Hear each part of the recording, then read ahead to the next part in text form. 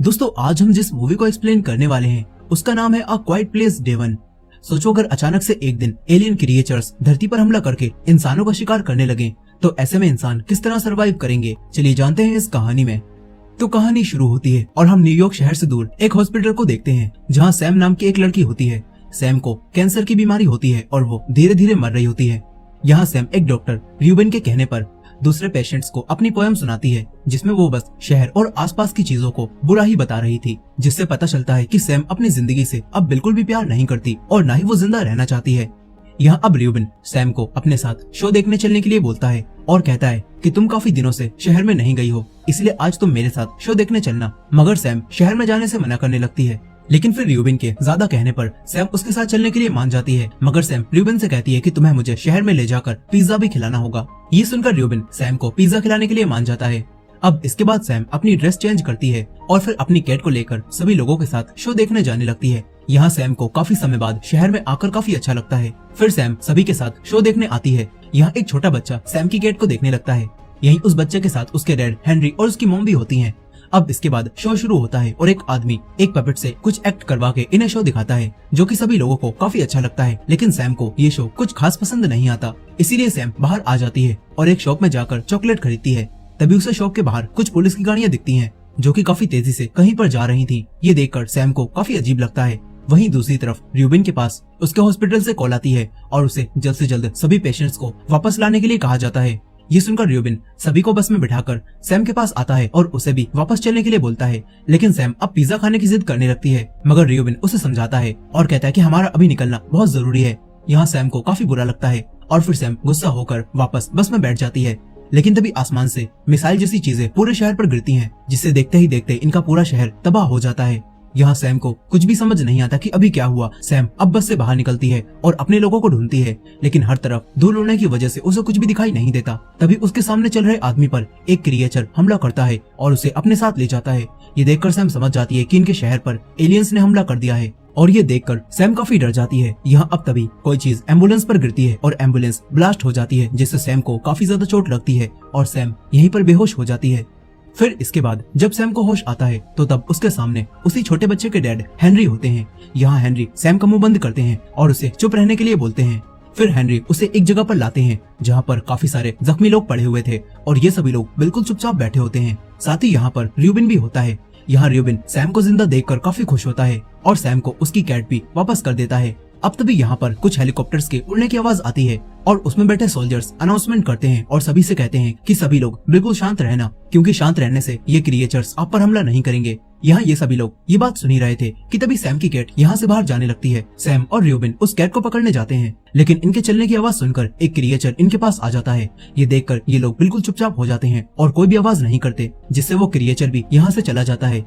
ये देखकर सैम और र्यूबेन समझ जाते हैं कि इन क्रिएचर्स को भले ही दिखाई ना देता हो, लेकिन इनके सुनने की शक्ति काफी ज्यादा है और ये लोग हमारी आवाज सुनकर ही हम पर हमला कर सकते हैं। यहाँ अब इसके बाद सैम अपने आप को साफ करती है। यही सैम देखती है कि अब उसके पास उसके कैंसर की दवाइयाँ खत्म हो चुकी हैं। यहाँ अब सैम को एक लड़की भी दिखाई देती है जो कि रेडियो की मदद से यहाँ से निकलने का रास्ता ढूंढ रही थी।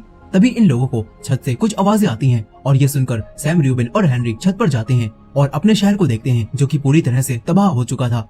यहाँ ये लोग ये देख ही रहे थे कि तभी एक और मिसाइल को जानबूझकर शहर पर गिराया जाता है, जिससे शहर का ब्रिज टूट जाता है और अब इस शहर से निकलने का एकमात्र रास्ता भी खत्म हो जाता है। ये देखकर सभी लोग काफी डर जाते हैं। तभी एक आदमी यहाँ डर की वजह से चिल्लाने लगता है और कहता है कि अब हम सभी लोग यहाँ पर मारे जाएंगे। हेनरी उसे शांत कराने की कोशिश करता है, लेकिन वो आदमी शांत नहीं होता। तभी हेनरी उसका मुंह दबाता है, लेकिन हेनरी अनजाने में उस आदमी को जान से मार देता है। ये देखकर हेनरी को काफी बुरा लगता है। अब इसके बाद सभी लोग वापस नीचे आ जाते हैं। यहाँ सैम र्यूबेन से मैसेज लिखकर बात करती है और उससे कहती है कि मैं पिज्जा खाने जाऊंगी, लेकिन र्यूबेन सैम को ऐसा करने से मना करता है। यहाँ ये दोनों बात कर ही रहे थे कि तभी अचानक से यहाँ की लाइट चली जाती है, जिसके जाने से यहाँ पर रखा हुआ जनरेटर भी खुद ही ऑन हो जाता है और जनरेटर से काफी ज्यादा आवाज निकलने लगती है। ये देखकर र्यूबेन तुरंत ही उसे बंद करने जाता है और सैम को दूर खड़ा करके उस जनरेटर को बंद कर देता है। लेकिन तभी र्यूबेन की शर्ट जनरेटर में अटक जाती है और फट जाती है और कपड़े के फटने की आवाज सुनकर ही एक क्रिएचर यहाँ पर आता है और र्यूबेन पर हमला करके उसे मार देता है। ये देखकर सैम काफी डर जाती है, साथ ही उसे काफी दुख होता है और वो रोने लगती है। अब कुछ समय बाद सैम दोबारा से पिज्जा खाने की सोचती है और फिर बिना किसी को बताए ही अपनी कैट को लेकर इस जगह से बाहर निकल जाती है। यहाँ सैम बाहर निकलकर अपने शहर को देखती है जो कि अब पूरी तरह से बर्बाद हो चुका था और यहाँ पर उसे कोई भी दिखाई नहीं देता। अब सैम एक शॉप पर आती है और वहाँ से कुछ जरूरत का सामान लेकर फिर आगे बढ़ने लगती है। तभी सैम को एक जगह पर दो बच्चे छुपे हुए दिखाई देते हैं जो कि अकेले यहाँ पर काफी डरे हुए थे। यहाँ सैम उन बच्चों के पास आती है और उन्हें खाने के लिए चॉकलेट देती है। तभी सैम को कुछ हेलीकॉप्टर्स दिखाई देते हैं जो कि ये अनाउंसमेंट कर रहे थे कि शहर के साउथ की तरफ से कुछ शिप जा रही हैं और सभी लोग जल्दी से उन शिप पर चले जाएं क्योंकि इन क्रिएचर्स को तैरना नहीं आता और आप लोग उन शिप पर जाने से बिल्कुल सेफ हो जाएंगे। ये सुनकर अब सैम इन बच्चों को लेकर साउथ की तरफ जाने लगती है। तभी कुछ क्रिएचर्स ऊपर उड़ रहे हेलीकॉप्टर्स की तरफ जाने लगते हैं। ये देखकर सैम उन दोनों बच्चों को लेती है और एक जगह पर आकर छुप जाती है। यहाँ अब जब वो क्रिएचर यहाँ से चले जाते हैं तब सैम इन बच्चों को लेकर बाहर निकलती है और उन्हीं शिप की तरफ बढ़ने लगती है। यहाँ पर अब उसे काफी सारे और भी लोग दिखाई देते हैं जो कि जिंदा बच गए थे और वो सभी लोग भी शिप की तरफ ही जा रहे थे। सैम उन दोनों बच्चों को भी इन्हीं लोगों के साथ आगे बढ़ने के लिए बोलती है और फिर खुद अपोजिट डायरेक्शन में जाने लगती है। सैम पिज्जा खाने ही जा रही थी लेकिन आखिर सैम ऐसा क्यों कर रही है, आखिर ऐसा क्या जुड़ा है उसके पिज्जा के साथ, ये कहानी में हम आगे जानेंगे। खैर यहाँ सैम आगे बढ़ ही रही थी कि तभी इतने सारे लोगों की चलने की आवाज सुनकर वही क्रिएचर्स दोबारा से इन पर हमला करने लगते हैं और ये देखकर सभी लोग चिल्लाते हैं और यहाँ से भागने लगते हैं। यहाँ पर सैम भी जमीन पर गिर जाती है। तभी सैम को यहाँ पर खड़ी हुई एक कार दिखाई देती है और सैम उसके नीचे छुप जाती है। लेकिन यहाँ पर एक आदमी भी आने लगता है और वो सैम से मदद मांगता है और उसके पैरों को खींचता है। तभी एक क्रिएचर उस आदमी पर हमला करता है और उसे बाहर ले जाता है। यहाँ अब इस चीज से कार के टायर फट जाते हैं और सैम के पैर कार के नीचे अटक जाते हैं। लेकिन सैम किसी तरह से कार को उसके ऊपर गिरने से पहले ही अपने पैरों को बाहर निकाल लेती है और फिर कार के नीचे से भी बाहर निकाल आती है। सैम भागने लगती है और एक जगह पर आकर छुपती है। वहीं दूसरी तरफ हम एरिक नाम के एक लड़के को भी देखते हैं जो कि अब क्रिएचर्स के जाने के बाद पानी के अंदर से बाहर निकलता है। तभी उसके पास सैम की कैट आती है। यहाँ एरिक अब सैम की कैट का पीछा करते करते सैम के पास आ जाता है। फिर कुछ समय बाद सैम अपनी कैट को लेकर आगे बढ़ने लगती है। यहाँ एरिक अब सैम के पीछे आने लगता है। सैम एरिक को अपना पीछा करने से मना करती है लेकिन एरिक बहुत डरा हुआ था और वो सैम के मना करने के बाद भी उसके पीछे ही आता है। तभी यहाँ पर काफी तेज बारिश शुरू हो जाती है और ये देखकर अब सैम बारिश की आवाज का फायदा उठाती है और एरिक से बात करती है। सैम एरिक से कहती है कि तुम साउथ की तरफ जाओ, वहाँ पर शिप है और वहाँ जाने के बाद तुम्हारी जान बच जाएगी। लेकिन एरिक काफी ज्यादा डरा हुआ था और इसी वजह से वो अकेले साउथ की तरफ नहीं जा पाता और सैम से कहता है कि मैं मरना नहीं चाहता। ये सुनकर सैम समझ जाती है कि एरिक काफी डरा हुआ है और वो अभी इस हालत में नहीं है कि वो कुछ कर पाए। ये देखकर अब सैम एरिक को अपने साथ अपने घर पर ले आती है। यहाँ सैम एरिक से घर का दरवाजा तोड़ने के लिए कहती है और एरिक बिजली की आवाज का फायदा उठाता है और जैसे ही बिजली चमकती है तो सैम दरवाजे पर लात मारकर उस दरवाजे को तोड़ देता है और क्रिएचर्स बिजली की आवाज के बीच में इस आवाज को नहीं सुन पाते। फिर सैम घर में आकर अपनी दवाइयाँ ढूंढने लगती है लेकिन उसे अपने घर में भी दवाइयाँ नहीं मिलती। तभी सैम एरिक से पूछती है कि आखिर तुम्हारी फैमिली कहाँ पर है।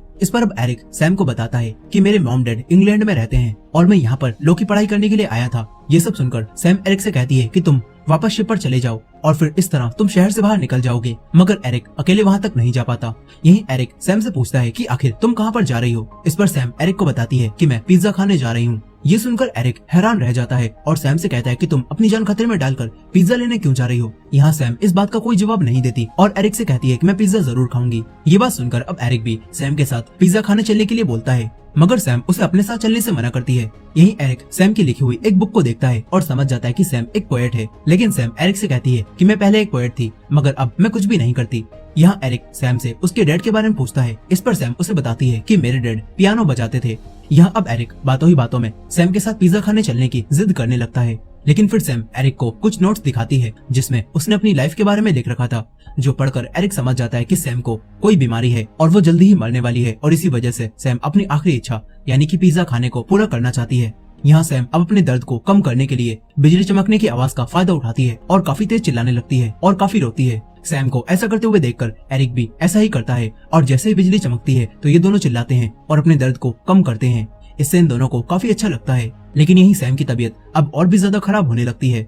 फिर अगले दिन सैम सुबह उठकर एरिक को बिना उठाए ही अपनी कैट को लेती है और घर से बाहर आ जाती है। सैम पिज्जा खाने अकेले ही जाने लगती है। तभी सैम को एक लाइब्रेरी दिखाई देती है और सैम वहाँ जाकर बुक्स पढ़ने लगती है। फिर एरिक भी सैम का पीछा करते हुए यहाँ पर आ जाता है और एरिक सैम को उसकी नोटबुक वापस करता है जो कि सैम वहीं भूल आई थी। यहाँ अब सैम जैसे ही आगे जाने के लिए उठती है तो तभी उसके हाथ से बुक्स जमीन पर गिर जाती हैं, जिनकी आवाज सुनकर क्रिएचर्स इनके पास आने लगते हैं। ये देखकर ये दोनों यहाँ से भागते हैं और एक बिल्डिंग में जाने लगते हैं।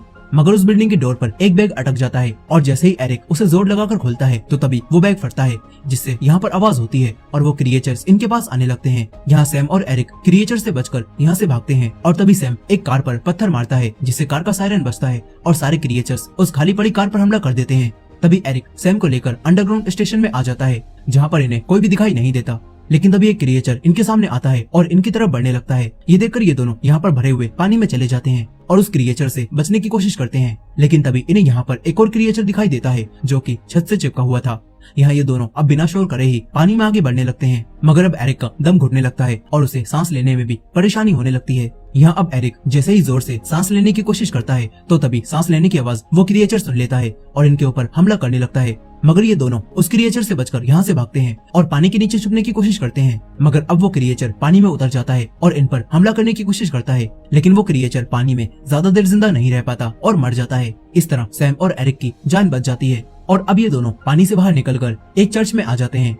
लेकिन यहाँ पर दवाइयाँ ना लेने की वजह से सैम की हालत और खराब होने लगती है और ये देखकर एरिक अब पेपर पर लिखकर सैम से पूछता है कि तुम्हारी दवाइयाँ कौन सी हैं। फिर यहाँ सैम के बताने के बाद एरिक अकेले ही सैम के लिए दवाइयाँ लेने जाने लगता है और काफी ढूंढने के बाद फार्मेसी स्टोर मिल जाता है, जिसके अंदर जाकर एरिक सैम की बताई हुई दवाइयों को ढूंढता है। लेकिन तभी यहाँ पर सैम की वही कैट भी आ जाती है और अचानक से कहीं पर जाने लगती है। ये देखकर एरिक सैम की कैट का पीछा करता है और एक अजीब सी जगह पर आ जाता है। फिर तभी यहाँ पर कुछ क्रिएचर्स भी आ जाते हैं और किसी चीज को खाने लगते हैं। ये देखकर एरिक किसी तरह से उस कैट को बचाने की कोशिश करता है, लेकिन अब तभी एक क्रिएचर उसके काफी ज्यादा करीब आ जाता है और छोटी से छोटी आवाज को सुनने की कोशिश करता है। लेकिन यहाँ पर एरिक बिल्कुल शांत हो जाता है, इस वजह से उस क्रिएचर को कुछ भी सुनाई नहीं देता और इस तरह एरिक की जान बच जाती है। अब एरिक कैट को बचाकर यहाँ से बाहर निकल जाता है और फिर दवाइयों को लेकर सैम के पास आता है। एरिक सैम को दवाइयाँ देता है, जिससे अब सैम थोड़ा अच्छा फील करने लगती है। फिर यहाँ पर सैम एरिक को बताती है कि मैं अपने डैड के साथ उनका पियानो शो देखने जाती थी और वहाँ से आते समय मेरे डैड मुझे हमेशा ही वहाँ का पिज्जा खिलाते थे। साथ ही सैम एरिक को बताती है कि मेरे डैड इस दुनिया में अब नहीं रहे और वो भी बिल्कुल इसी तरह मर गए जैसे अब मैं मर रही हूँ। ये सब जानकर अब एरिक काफी इमोशनल हो जाता है और समझ जाता है कि सैम मरने से पहले अपनी एक पुरानी याद को ताजा करने के लिए वहाँ पर जाना चाहती है और दोबारा से पिज्जा खाना चाहती है। यहाँ अब एरिक सैम से कहता है कि मैं तुम्हें पिज्जा खाने से पहले नहीं मरने दूंगा और ये सुनकर सैम को भी काफी अच्छा लगता है। अब इसके बाद अगले दिन एरिक सैम को पिज्जा खिलाने के लिए ले जाने लगता है, लेकिन जिस शॉप पर सैम हमेशा ही अपने डैड के साथ पिज्जा खाया करती थी वो शॉप अब पूरी तरह से जल चुकी थी और ये देखकर अब सैम रोने लगती है। उसे ऐसा लगता है कि अब उसकी आखिरी विश भी पूरी नहीं होगी। लेकिन तभी एरिक सैम से पूछता है कि तुम्हारे डैड पियानो कहाँ पर बजाते थे। यहाँ अब एरिक सैम को लेकर उसी जगह पर आ जाता है जहाँ पर उसके डैड उसके लिए पियानो बजाते थे और एरिक सैम को यहाँ पर छोड़कर कुछ लेने जाने लगता है। यही सैम अपने डैड के पियानो को देखती है और ये देखकर उसे काफी अच्छा लगता है। वहीं दूसरी तरफ एरिक को एक और पिज्जा शॉप मिल जाती है और वो सैम के लिए एक पिज्जा लेकर आता है। ये देखकर सैम को काफी खुशी होती है। यहाँ अब ये दोनों पिज्जा खाने लगते हैं। फिर एरिक सैम को और खुश करने के लिए उसे कार्ड से एक ट्रिक करके दिखाता है जो कि सैम को काफी अच्छी लगती है। फिर ये दोनों एक बिल्डिंग पर आ जाते हैं जहाँ से सैम को अपने पास से गुजरती हुई एक शिप दिखाई देती है और ये देखकर सैम अब एरिक को अपने कपड़े देती है और उसे शिप पर चले जाने के लिए बोलती है। फिर ये दोनों शिप की तरफ जाने लगते हैं, लेकिन तभी इनके रास्ते में क्रिएचर्स भी आ जाते हैं। यहाँ सैम और एरिक छुपकर आगे बढ़ने की कोशिश करते हैं, लेकिन तभी उन्हीं क्रिएचर्स का पूरा फोकस उसी शिप की तरफ हो जाता है और वो क्रिएचर्स इनके रास्ते में आने लगते हैं। ये देखकर अब सैम अपनी कैट को एरिक को देती है और उसे यहाँ से चले जाने के लिए बोलती है। इसके बाद अब सैम यहाँ पर खड़ी हुई कारों को तोड़ने लगती है, जिससे कारों में लगा सायरन बजता है और सारे क्रिएचर्स का ध्यान अब सैम पर आ जाता है। यहाँ अब सारे क्रिएचर्स सैम की तरफ भागने लगते हैं और वहीं शिप में मौजूद हेनरी भी ये देख लेता है और वो तुरंत ही शिप को रुकवा देता है और समझ जाता है कि वहाँ पर कोई तो मौजूद है। यहीं अब एरिक को मौका मिलता है और वो शिप की तरफ भागने लगता है, लेकिन तभी कुछ क्रिएचर्स एरिक के पीछे भी आने लगते हैं, मगर एरिक क्रिएचर्स के हाथ लगने से पहले ही पानी में कूद जाता है और फिर शिप की तरफ जाने लगता है। ये सब देखकर सैम को काफी अच्छा लगता है। फिर एरिक शिप पर चला जाता है और साथ ही वो सैम की कैट को भी अपने साथ शिप पर ले आता है। लेकिन वहीं दूसरी तरफ सैम इसी शहर में अटक जाती है और वो अपने डैड की पुरानी फोटोज को देखती है और उन्हें याद करने लगती है। दूसरी तरफ एरिक को अपने कपड़ों में सैम का एक लेटर मिलता है जिसमें सैम ने लिखा था कि तुम मेरी कैट का ध्यान रखना, और साथ ही सैम ने एरिक को थैंक्स भी बोला होता है क्योंकि सैम अंदर से मर रही थी, लेकिन एरिक ने उसे दोबारा से जीना सिखा दिया। ये पढ़कर एरिक को काफी खुशी होती है। वहीं दूसरी तरफ हम सैम को देखते हैं जो कि अब शहर में घूम रही थी और वो आईपैड को रेडियो से कनेक्ट करके एक सॉन्ग सुन रही होती है, लेकिन तभी सैम आईपैड को डिस्कनेक्ट कर देती है और रेडियो से ही गाना बजाने लगती है, जिससे अब एक क्रिएचर भी सैम के पीछे आता है और इसी एंडिंग के साथ ये कहानी यहीं पर खत्म हो जाती है। सो दोस्तों, ये थी इस मूवी की फुल स्टोरी। आई होप कि आपको ये स्टोरी पसंद आई होगी। वीडियो पसंद आई हो तो वीडियो को लाइक करना मत भूलिएगा और हमारे चैनल पर नए हैं तो हमारे चैनल को भी सब्सक्राइब करके बेल नोटिफिकेशन को ऑन कर लीजिएगा। मिलते हैं नेक्स्ट वीडियो में।